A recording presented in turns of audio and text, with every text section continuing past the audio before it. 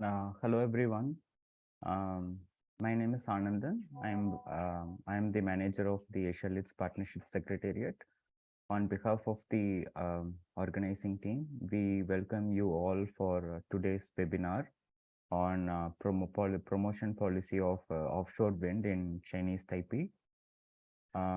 For the next 1 hour, we will discuss this offshore wind options. We will hear from Chinese Taipei speakers. Next slide, please. Yeah. So this is the agenda for today's session. We will start with a welcome and introduction, very brief, and then we will hand it over to the speaker from Chinese Taipei, who will present on the promotion policy of offshore wind in Chinese Taipei. Also, they will present on the updates on phase 3 offshore wind development that's happening and planned by Chinese Taipei. After which we will have a open discussion followed by closing. Next slide, please. Yeah. So this is a very brief introduction about the Asia Leads Partnership, who is organizing this session along with Chinese Taipei. Some of you might be aware of Asia Leads Partnership. It was launched in September 2012. It's a voluntary regional network that promotes and supports low emission development strategy and NDC and other climate change goals in Asia region. So Global Climate Action Partnership is the global platform under which Asia Leads Partnership is a regional platform that looks after the Asia region. So this GCAP is hosted by National Renewable Energy Laboratory. This ALP is a membership-based organization. We have 1,288 members, including 427 organization members and 861 individual members. So we have 65 government agencies from 14 countries part of this network.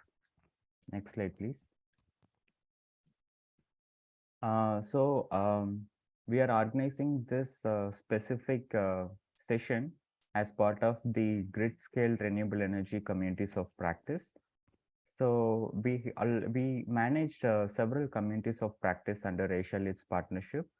So it helps the group learning. So people come together on a priority topic. We organize capacity building activities so that we share knowledge on a specific priority topic, and we facilitate the capacity building.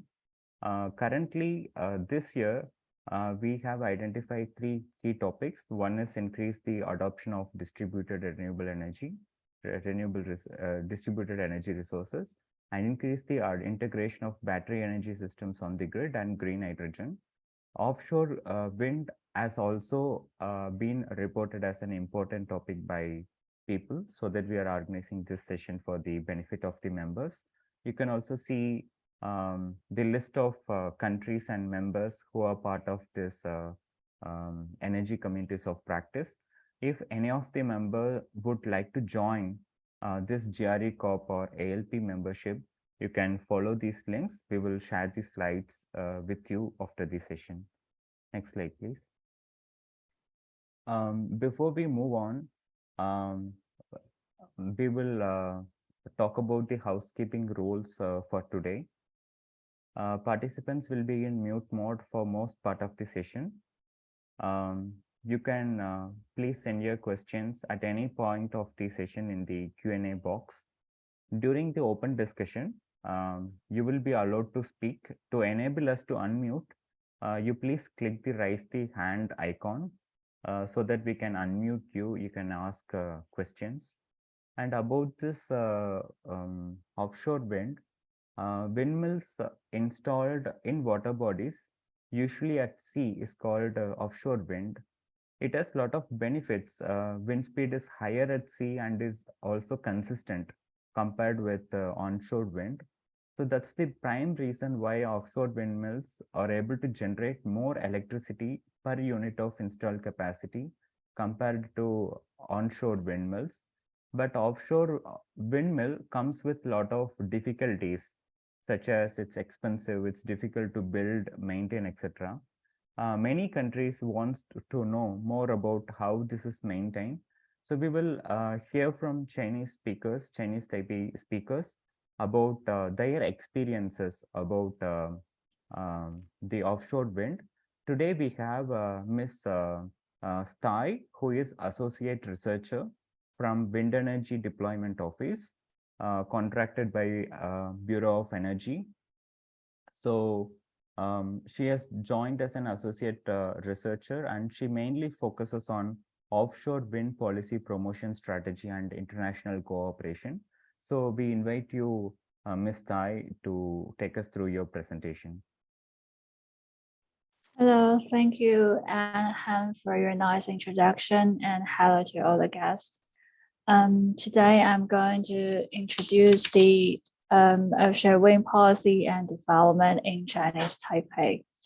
And I will start from the energy transition policy in Taiwan, and then the pathway of net zero emissions in Taiwan, and then go into what we focus on today, which is the offshore wind development progress in Taiwan, and then finally the conclusion. Okay, and let's start from the energy transition. So in this slide, you can see this is the energy transition policy in Taiwan. The government has officially announced the energy transition policy in 2016. And the purpose of this is to ensure the stable power supply while reducing the air pollution and also the carbon emissions. And at the right-hand side of the slides, you can see there are four main principles that we adopted for energy transition. There's increased LNG fired, reduce coal fire use, increase renewables, and achieve nuclear free. And let's take increase green energy, for example. So for our targets of offshore wind policy, we aiming at reaching a 5.6 gigawatts of capacity by 2025. And for solar PV, we expecting to reach 20 gigawatts by 2025. And the purpose of this is that, and in summertime, during the noontime, we can meet the peak demand during the peak time. So from the PV generation, and during the winter, the offshore wind generates more electricity, so which leads to reducing the coal-fired power and also low pollution. And this is the brief introduction of energy transition policy. And let's move on to the pathway of net zero emissions. And just like many other countries, Taiwan also has the ambition of net zero emissions by 2050.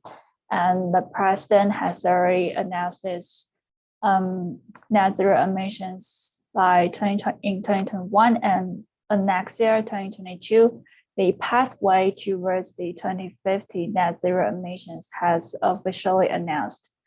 And at the bottom, there are 12 key strategies for the net zero emissions. As you can see, wind energy is one of the key strategy. And to achieve this net zero emission, every sector is important. So for the power sector, we are expecting more green energy installation and also the new energy technology. And for industrial sector, the focus will be on improving the energy efficiency and also the fuel conversion, etc.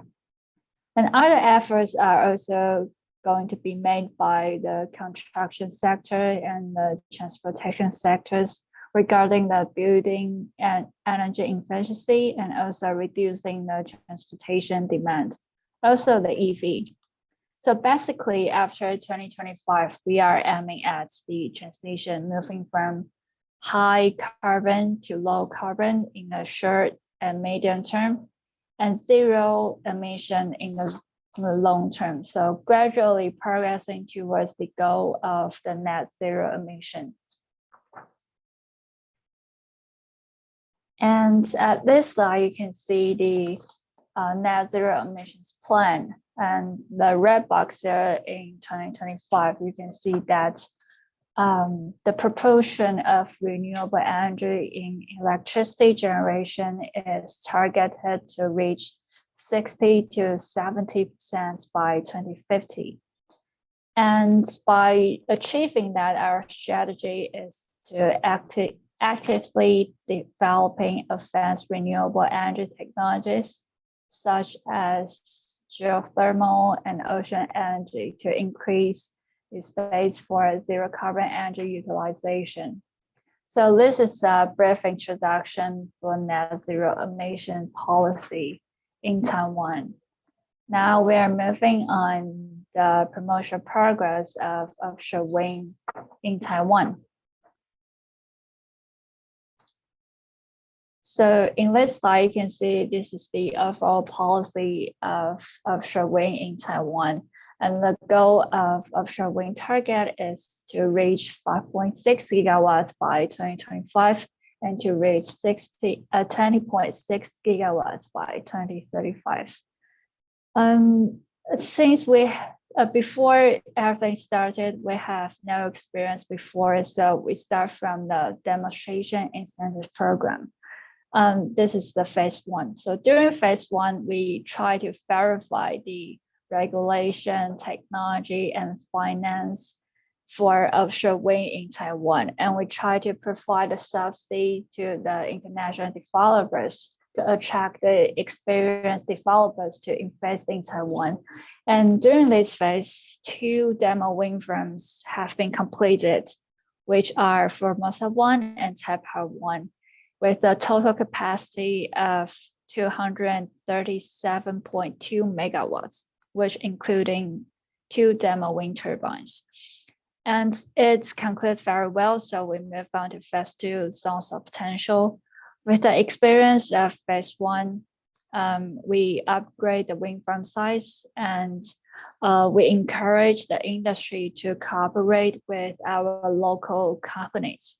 So during 2018, the government has allocated 5.5 gigawatts by selection and by auction, with a total of 14 projects and 7 groups of developers. And we are expecting that 5.5 gigawatts will be in commercial operation during this phase by 2025. And with the experience of phase 2, we believe that the offshore wind market is going to be mature in the future. So we are moving on to phase 3 zonal development. In this phase, we are aiming at 15 gigawatts to be developed every year from 2026 to 2035. And now we have finished the round 1 selection for 2026 and 2027 with a total of 3 gigawatts. And now we're going to jump into deeper for each phase. Now, this is the phase 1 demo incentive program. So during this phase, like I mentioned before, we have no experience. So we want to attract the international developers to invest in Taiwan. So we provide subsidies and we provide incentives for the pioneers for totally 2 wind farms by 2021. And as you can see in the green box, this is our first offshore wind farm in Taiwan. It's Formosa 1. It is located at the sea area of Miaoli County. And since it's really close to the coast, it's like 2 kilometers to 4 kilometers of the coast. So basically, if you drive on the highway of Taiwan, you can literally see the wind farms on the ocean. So if you have a chance to come to Taiwan, I recommend it. And the capacity of Formosa 1 is 128 megawatts, with two wind turbines with 4 megawatts, and this is the demo turbines. And the Formosa 1 has been in commissioning by the end of 2019. And the second wind farm is Taipei 1, which is located at Zhanghua County. And the capacity is 109.2 megawatts. And it has been conventional operation by 2021. So the total capacity is 237.2 megawatts during this phase. So this draw a perfect conclusion for the demo incentive program. And we move on to the phase 2 zones of potential. During this phase, as I mentioned in the overall slides, the government has allocated a 5.5 gigawatts in this phase with 14 projects and 7 groups of developers by selection and by auction. So for the selection wind farms, they also have the responsibility to cooperate with the local supply chains, which encourage the industry to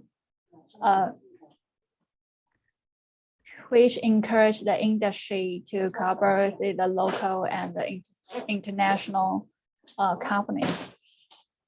And during this phase, as you can see at the right side top left figures, this is the Formosa 2. It has just been completed this year in March 21st. This is the third offshore wind farm in Taiwan. And actually the president Tsai also attended in the ceremony to celebrate the completion of the wind farm. And we're expecting, after this good news, we are expecting 13 offshore wind farms going to be completed by 2025, and with a total capacity of 5.6 gigawatts to be complete by 2025. And at the right-hand side, you can see other wind farms are also under construction. And on the other hand, besides selection wind farm, there's also auction wind farms. And by adopting the bidding process, we believe that our markets can be aligned with the international trend. And this is the phase 2 zones of potential. And with the experience of phase 2, we move on to phase 3 zonal development. And we upgrading the wind farm size, and we have adopted more mechanisms during this phase. As you can see on the top, we are aiming at a 15 gigawatts of capacity from 2026 to 2035. And the mechanism of the selection is to review the capability of the developers, and then we move on to the bidding process. And from 2026 to 2031, it's our first stage of phase 3 zone development. It expected that 9 gigawatts will be released in this phase, in this stage. And then the second stage from 2032 to 2035, the mechanism will be dependent on the development in the first stage, and also dependent on the international technology developments. So far at the left side of the slides, the round 1 section has already been completed last year at the end. And right now we're moving on to round 2. And the next slide, we will talk about the results of round 1 selection. So this is the results of round 1 selection. The result has already been announced last year at the end. And there's a total of 7 wind farms, 6 groups of developers were selected. And they are expected to be commissioned in 2026 and 2027. And the round two mechanism is currently under planning, and we are looking forward to announce that in Q3 this year. And at the bottom, this is the wind farms that has been selected and the location. As you can see, the wind farms are located at the west side of Taiwan, which indicates that the wind resources are quite abundant and it's more suitable for the wind farms to be constructed. And yeah, this is the phase 3 zone development. And let's move on to the next slide. So we have many experience of bottom fixed wind turbines so far. Now we are moving on to floating offshore wind. The purpose to promote floating offshore wind is that the sea area in Taiwan is very limited. So we hope to utilize it as good as possible. So actually just 2 weeks ago, the amendments of Renewable Energy Development Act has already passed by the legislative yuan in Taiwan. So in the future, the offshore wind power system is no longer be limited to the territorial waters, which encourage the floating technology to be utilized in Taiwan. So in this slide, this is the current draft for the floating offshore wind demonstration program. Since we haven't officially announced the program, the slide is just the draft so far, but we have already had the explanatory meeting at the Q1 this year, and we are expecting to move on to the next stage at the end of this year. So the current draft for the demo program for floating offshore wind is that the scale will be 6 to 12 floaters for a single application. And the number of cases will be 2 as principal and maybe 1 additional case as appropriate. And to be qualified to participate in this floating offshore wind demo program, the application has to pass the preliminary approval of EIA. And also now government is reviewing the bidding tariff for floating demonstration wind farms. So this is the current draft for the demo program, and at the right side, this is the selection mechanism that we had so far. So basically, it's there's 3 categories for the selection mechanism, including the technical capability, financial capability, and domestic cooperation. So depends on the communities, their opinions on each applications. We have different points for this. But as I mentioned, this is the draft so far. It might be amended or revised in the future. And this is the outlook of floating offshore wind in Taiwan. So here's the conclusion.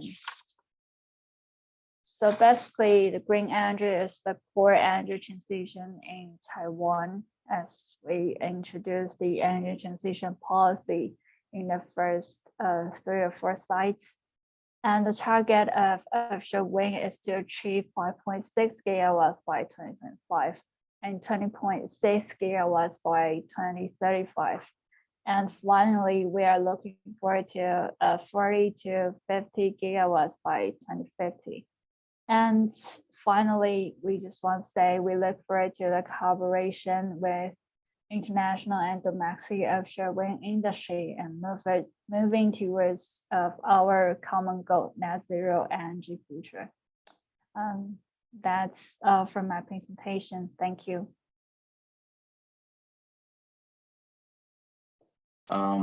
Thank you so much, Ms. Tai, for the excellent presentation. We now invite participants to ask questions. If there are any questions, you can click the raise the hand icon and we can unmute you. So while people come forward to ask questions, I have some questions to ask to you, Ms. Tsai. So Chinese Taipei has been actively developing offshore wind for more than 10 years now. So what specific steps or initiatives that Chinese Taipei has taken to promote offshore wind development? That is one. And are there any unique features or strategies that's being implemented? And how do you assess the achievements so far? Thank you for the question. So basically to start the offshore wind, this is the whole new industry in Taiwan. We have no experience at the first place. So we provide subsidies and we provide the FIT for offshore wind power in Taiwan. And we want to encourage the experienced developers to invest in Taiwan, to join the Taiwan's industry and then we encourage the international and domestic companies to collaborate together so we can support our local supply chain. Also, I know Europe has been developed offshore wind power for many years ahead as they have a very mature technology and markets. But Taiwan, we have a very unique environments such as typhoon, such as earthquake. So the benefits of collaborating with Europe and Taiwan is that we have better consideration of Taiwan's unique environments. So this is the features that we initiate in Taiwan's offshore wind industry. And so far, Taiwan has really has increased the capacity so far very fast. So I would say we are on a very optimistic and correct path. Sure. Thank you so much, Ms. Tai. And I have another question. So, what are the effects of offshore wind farms on marine animals and birds? Do we have any study on the impacts on the marine life? Actually, if you need to, if the applicants of the developers, before they move into the selection process, before that, they have to pass the EIA. So in the EIA, which is authority from the EPA, they will request the developers to monitoring and to investigate the environments and including the marine life. So yes, this is also one of the requirements to participate offshore wind in Taiwan. Okay, so does the EIA include the aspects of the impact on the marine life as well? Yes, the detail will be depends on the each sites because the location of the wind farms are different. So the committee of the EIA might have different opinions, but generally they have a certain request to some degree on the environment and marine life inspection. Yes. Sure, Ms. Stai. So we encourage participants to ask questions. If you have any, please let us know so we can unmute you. So another question, Ms. Tai. So usually at what depth offshore windmills are usually installed? Is there any criteria? I'm sorry, could you repeat that? At what depth of the sea the offshore windmills are usually installed? The depth. To that? The depth of the sea. Should it be? The depth, the water depth. Yes, water depth. For Taiwan, so far we only have bottom fixed wind turbines so far, and the deepest water depth will be 50 meters. But I believe in the future, since the area is quite limited in the near coast of Taiwan, so we are expecting to go to the deeper offshore, deeper sea area. So that's where the floating technology is encouraged. All right, sure. So we have another question. So regarding the cost comparison, we understand onshore winds are cheaper, offshore winds are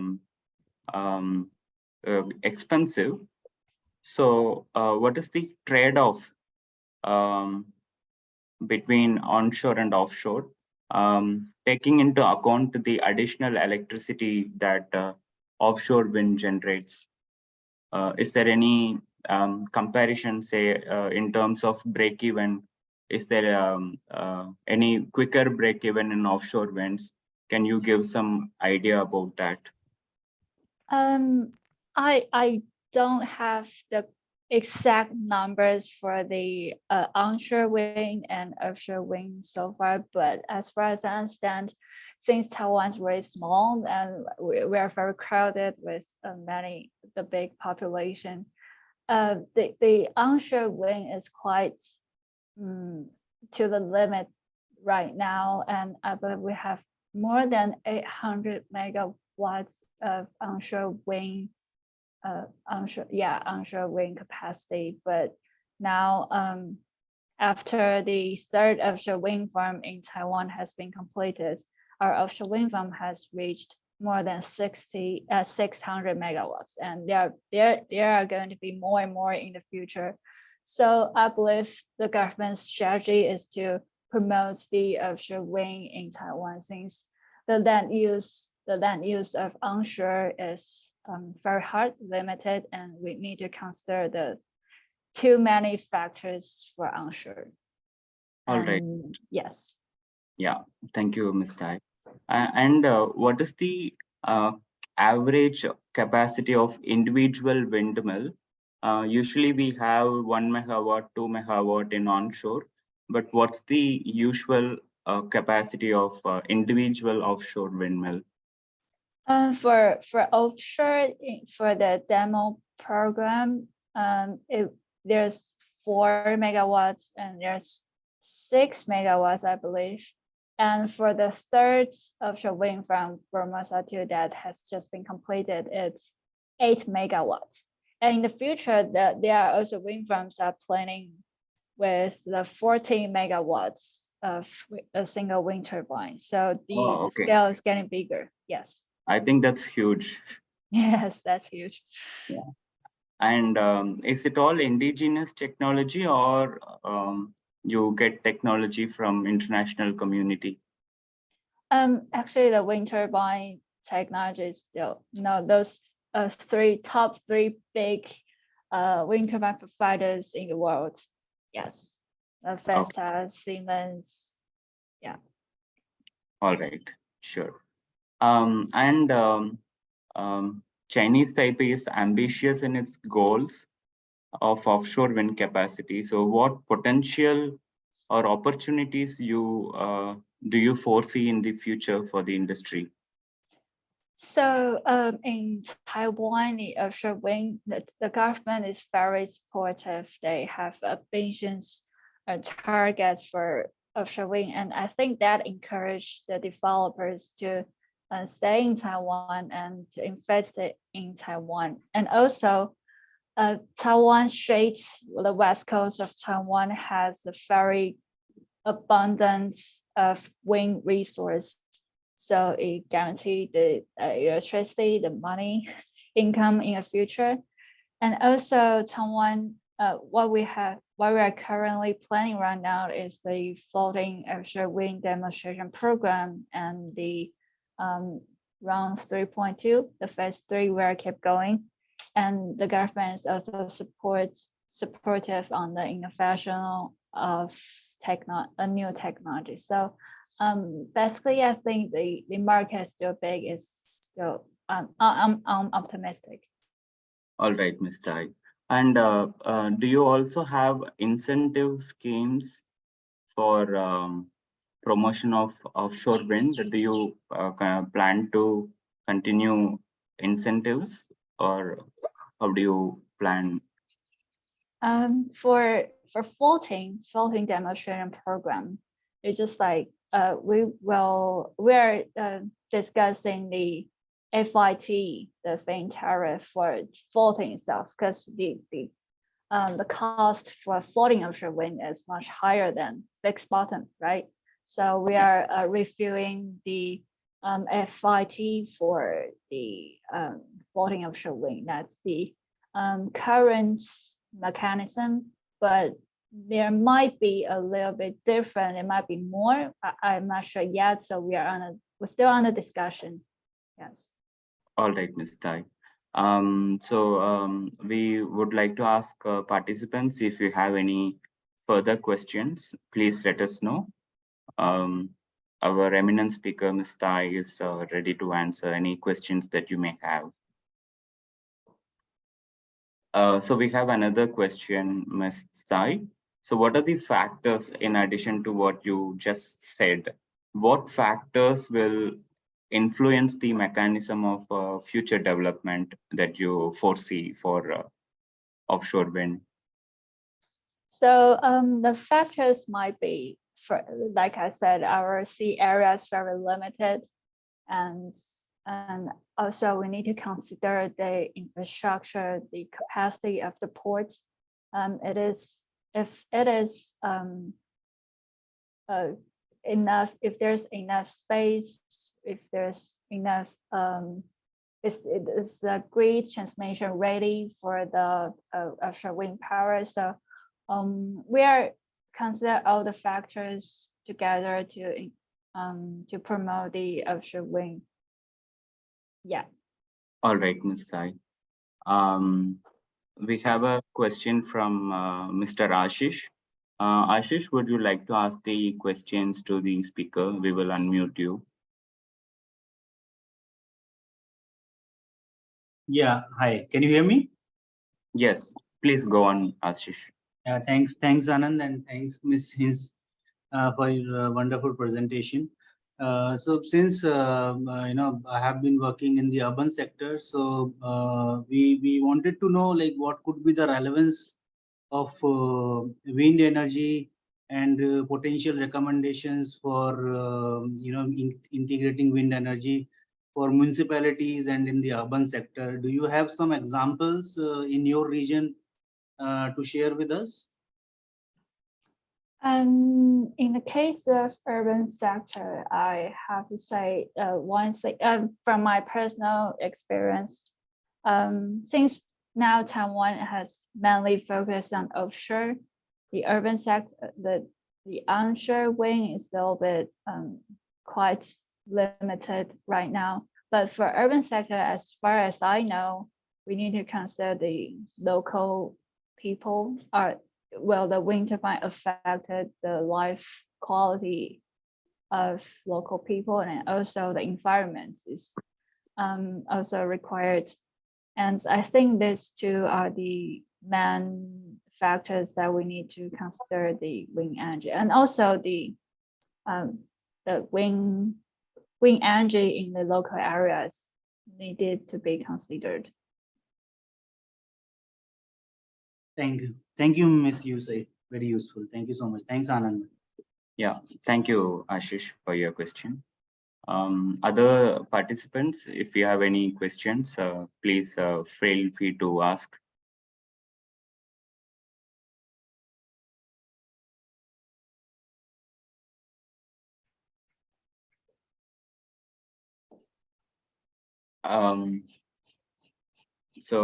As we don't have any further questions, so I think we will move on to the closing slide. If anyone wants to ask any further questions, you can write to us. Our email ID is given, alpsecretariat@wickley.org. So we'll pass it on to the speaker to get answers for you. The slide deck and the recording would be shared it in email. You could share it widely within your circle. We have two interesting upcoming sessions. One will focus on distributed energy resources and battery energy storage systems in Asian cities, the evolving opportunities and challenges. So the registration link is given. The session is on 8th, Thursday. And then we have another session that is again with in collaboration with Chinese Taipei. That is very interesting session that will focus on restoration techniques of the seagrass meadows in Chinese Taipei. It would be very interesting to hear the role of seagrass in climate change and other aspects. So this session is planned on 13th of June. So we encourage the participants to join these sessions and get benefit. And yeah, we would like to immensely thank Ms. Tai, Ms. Tiffany, and other department colleagues from Chinese Taipei who were instrumental in organizing this session. Thank you so much, and we wish a very good rest of the day. We hope to see you in the next session. Thank you very much. Thank you. Thank you. Thank you.